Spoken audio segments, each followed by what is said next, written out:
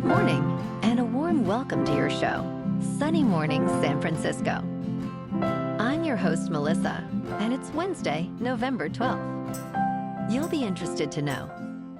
44 years ago, today in 1981, Space Shuttle Columbia flew the second flight of the Space Transportation System with 2 astronauts aboard, completing experiments and demonstrating that a reusable orbital vehicle could be turned around for another mission. That achievement marked a major milestone in human spaceflight by proving the viability of repeated access to orbit and inspiring confidence in routine scientific and technological operations from space. So now you know. And now, it's time for the Surf Report. Wednesday at Ocean Beach. This morning it's looking choppy with waves around 2 to 3 feet. Conditions improve slightly to fair by 7, holding through 8. By 11, we see a bump to 3+ feet, but it stays choppy. The wind is sideshore at about 8 miles per hour now, picking up to 16 miles per hour by 1. Best time to ride is at 7 a.m. with the 4-foot outgoing high tide, when the west swell is 1.5 feet at 17 seconds, and the sideshore wind is 7 miles per hour. The first high tide on Wednesday will be 5 feet at 6:15 a.m., followed by a 3-foot low tide just after 11:30. The nearshore buoy in San Francisco Bar reads 58 degrees for the water temperature. Choppy conditions persist Thursday with waves reaching 10 to 12+ feet and strong winds from the south-southeast. Friday sees a shift to cleaner waves, holding steady at 10 to 12 feet, ideal for experienced surfers. Saturday drops to 3 to 6 feet with choppy conditions returning, making it the least favorable day of the period.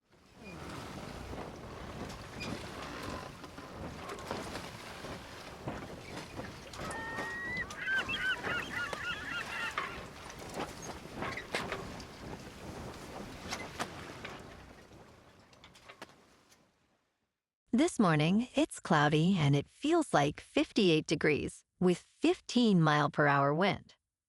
The sunset will take place at 5, and it will rise again tomorrow at 6:49. Looking ahead in the weather. Thursday starts wet with showers and thunderstorms before 7 a.m., then steady rain through mid-morning and lighter showers afterward with a high near 60 and a gusty south wind up to 44 miles per hour. Friday and Saturday trend drier with highs in the high 50s and mostly to partly sunny skies, while Sunday brings a chance of rain after 10 a.m. and muggy nights near 52. Bonjour, food enthusiasts. This podcast is brought to you by Versailles Cafe and Pastries in Encinitas. Nestled on El Camino Real South, just north of Encinitas Boulevard, this cafe is a haven for culinary delights. Indulge in their amazing Eggs Benedict or their gluten-free crepes. You can grab a panini for lunch or just breeze on through to get your morning coffee. They are open every day from 8 to 5. So stop on by and don't forget to tell them Sunny Morning sent you. In local news, the Federal Aviation Administration's ordered flight reductions at busy domestic airports increased to 6% on Tuesday and are slated to reach 10% by week's end. Airlines have already canceled about 8,000 flights since Friday when air traffic was first cut by 4%. As of 11 o'clock in the morning on Tuesday, San Francisco International Airport had experienced 56 flight cancellations and more than 60 delays, according to FlightAware.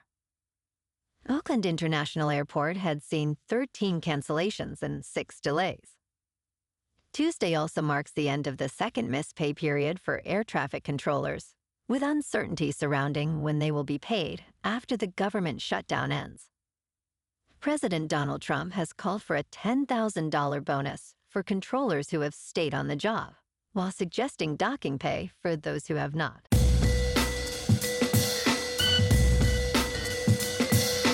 Now on to sports. NHL officials are set to inspect Milan's Olympic hockey arena next week, amid ongoing concerns about construction progress. Deputy Commissioner Bill Daley expressed, "It continues to be concerning," following a meeting with general managers. Derek King and Dean Matsuzaki will assess the situation as the Olympics are just 90 days away. Daley noted the league receives weekly updates but requires first-hand observations. The International Olympic Committee confirmed the arena is scheduled for completion mid-December, with a new event planned for early January. In other news, NHL executives discussed roster reveal dates and preseason lineup regulations. In local sports, even in the 17th season of Steph Curry's NBA career, the superstar Warriors guard is still notching firsts. In the first quarter of Golden State's game against the Oklahoma City Thunder, Curry committed his first career flagrant foul, according to Sport Radar.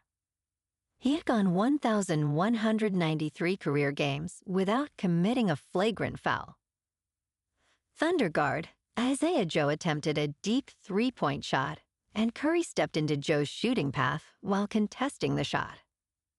Joe landed on Curry's foot on his follow-through, leading to a foul on the floor that was upgraded to a flagrant one foul after review. In top news, the upcoming weather forecast is chilly with a chance of falling iguanas. Due to a potentially record-smashing cold snap, iguanas could fall from trees in parts of Florida. Temperatures in South Florida may dip into the high 30s this week. The Florida Fish and Wildlife Conservation Commission states that iguanas become sluggish below 50 degrees. When temperatures drop into the 30s and 40s, they can freeze, lose their grip, and fall. National Weather Service stations have issued falling iguana advisories, reminding residents that these lizards are usually temporarily immobilized, not dead. As temperatures warm, the iguanas will unthaw and be able to move again. In business news, Visa Incorporated and MasterCard Incorporated have reached a new settlement agreement with a group of merchants, potentially impacting credit card rewards for consumers. The proposed settlement would allow stores to limit their acceptance of rewards cards, which typically incur higher fees.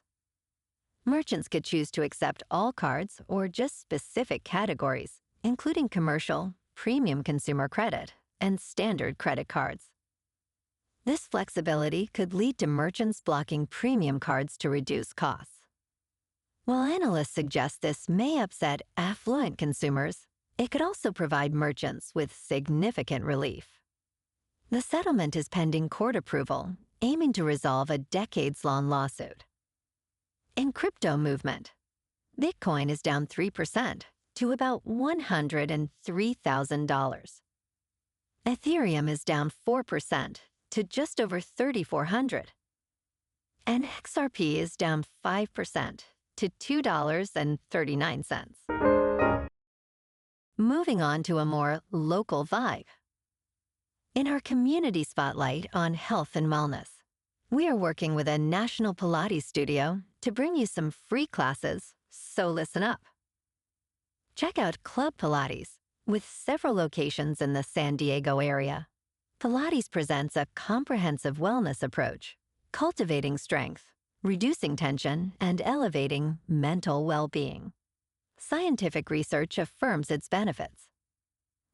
So now you can check out Club Pilates for a free class, with locations in Encinitas, Solana Beach, Oceanside, La Jolla, and more.